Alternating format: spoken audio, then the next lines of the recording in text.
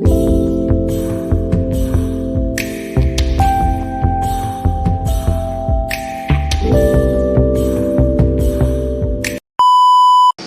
I'd like to apologize for this because, but I think it's an important question. We have a brother here who was an invited, special invited guest who declined to speak. But I think that there's an important question I want to ask, and I believe that he would answer it. You know that Brother Khalid had an attack on his life recently. And I'd like to know, in the context of what we're trying to do here, does that have any significance or relevancy to this whole forum and what we're trying to talk about? Brother Khalid, would you address that question?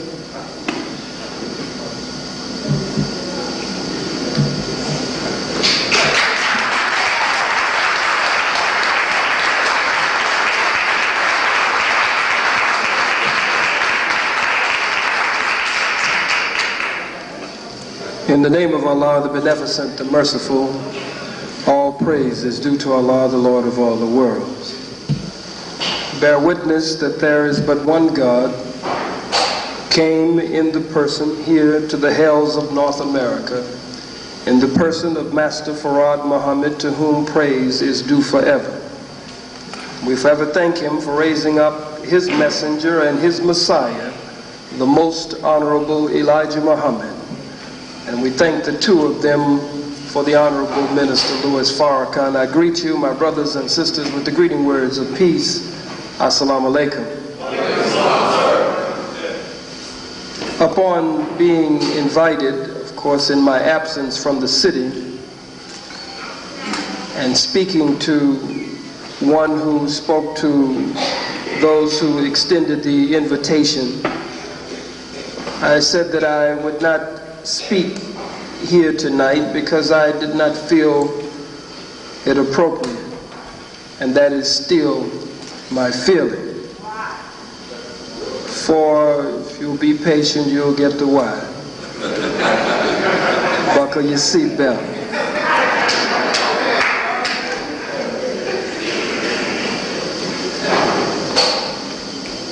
It has been now 1 year since my suspension from national spokesman. Minister Malcolm was the first great national spokesman of the Nation of Islam. The Honorable Minister Louis Farrakhan was the second and chose me to be the third in that line. It has been a year since my suspension from national assistant, spokesman, or representative, and from the ministry. And during that year, now over a year, which has become an indefinite suspension, I have made attempts to reach my spiritual father, the Honorable Minister Louis Farrakhan, and I have not really been able to set up a meeting successfully with him. Certainly there, why don't you be quiet for a minute and let me answer the questions.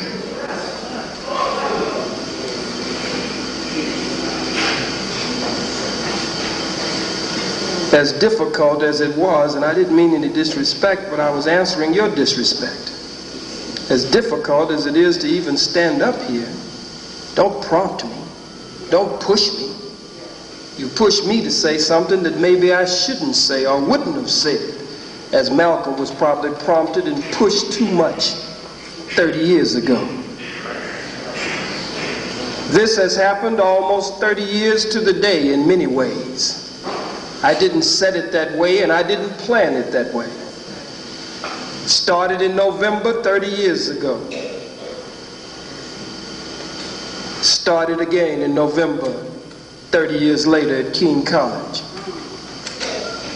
Many other parallels that are not necessary to go into now, but one in particular. Malcolm, it is true, made attempts to reach the Honorable Elijah Muhammad.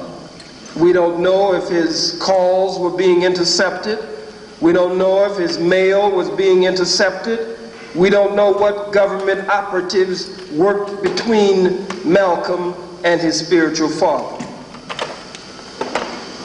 I have, for the most part, not spoken on this subject because I am still waiting for my meeting with the Honorable Minister Louis Farrakhan. And until I have that meeting with him, there are things that I would like to hear from him. And there are things, as a son would say, that I would like to say to him. And I don't think I should say them to you before I say them to him. And some of you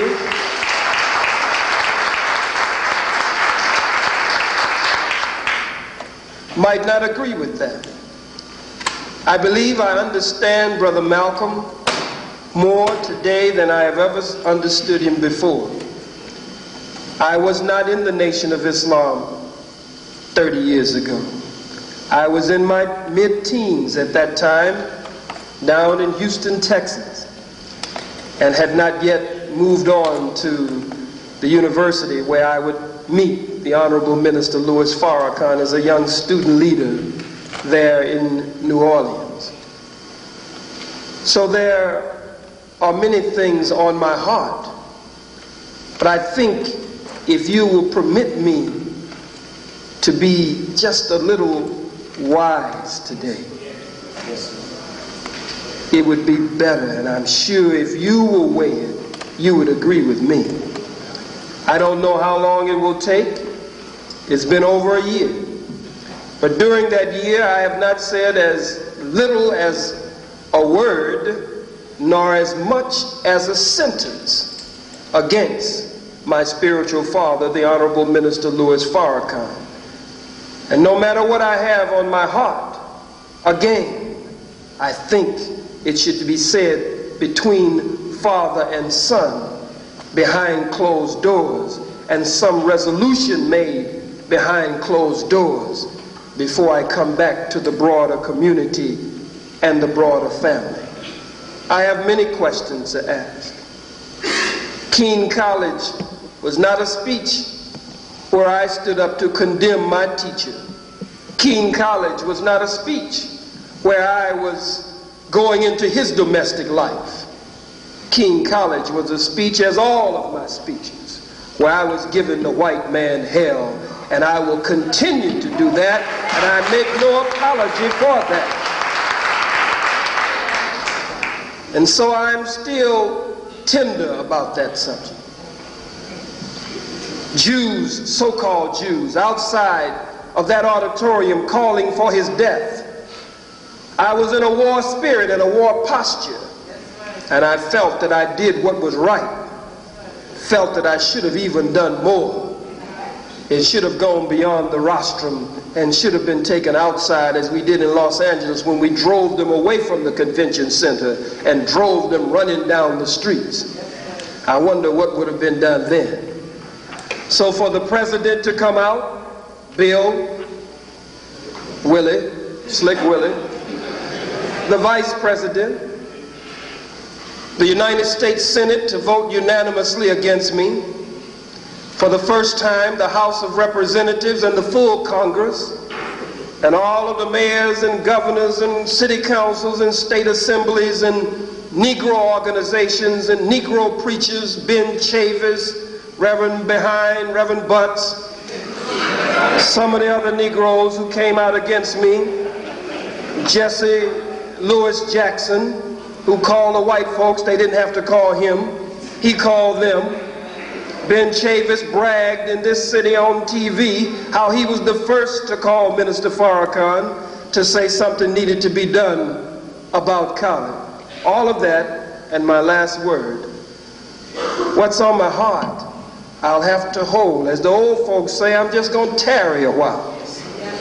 And I'm going to wait until my change comes. I don't believe that no matter how long it takes, I will continue the liberation struggle for our people, but no matter how long it takes, I don't believe you will be finding Khalid coming out against Louis Farrakhan. Whatever happened 30 years ago between the most honorable Elijah Muhammad and the honorable Minister Louis Farrakhan, today, Malcolm with the honorable Elijah Muhammad 30 years ago, and Minister Farrakhan with Khalid today, hopefully, prayerfully, Farrakhan and Khalid can put a positive period behind the history of Elijah and Malcolm. Thank you.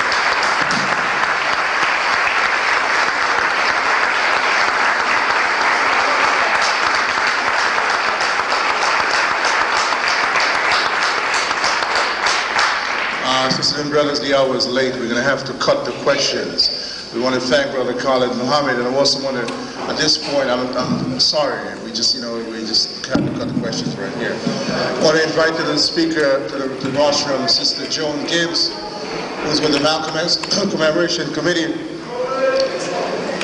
and with the Medgar Scholar Center for Law and Justice. Sister Joan Gibbs. Thank you. Brothers and sisters, I'm going to be brief because I do know how to be brief. And I want to thank all of you on behalf of the committee for coming out tonight and re-invite you to join us in May, because as this marks the 30th anniversary of the assassination of Malcolm, this also marks the 70th anniversary of his birth. And in that spirit in May, we want to have a week-long series of events. And I also want to point out to you, because the question has been raised repeatedly about how events like this is divisive. When the Malcolm X Committee worked not only to preserve Malcolm's legacy, we don't do it as an abstraction, but we do it because we think that Malcolm's teachings are important to the rebuilding and the rebuilding of the Black liberation movement, and that's why principally we work to teach Malcolm. We don't do it, we work to preserve his legacy. We don't do it because he's an icon or he's a god or anything like that, but we think that the brother taught us some things that are vital to our movement today. The second thing, in examining the assassination, people have talked tonight about the role of the U.S. government. And we think that's important for our people to understand the U.S. government and understand our relationship to that government, and that our people have been at war with that government ever since we got here, and we need to continue that war until we win it and liberate ourselves as the people. But we can only do that if we understand the nature of the beast that we're fighting.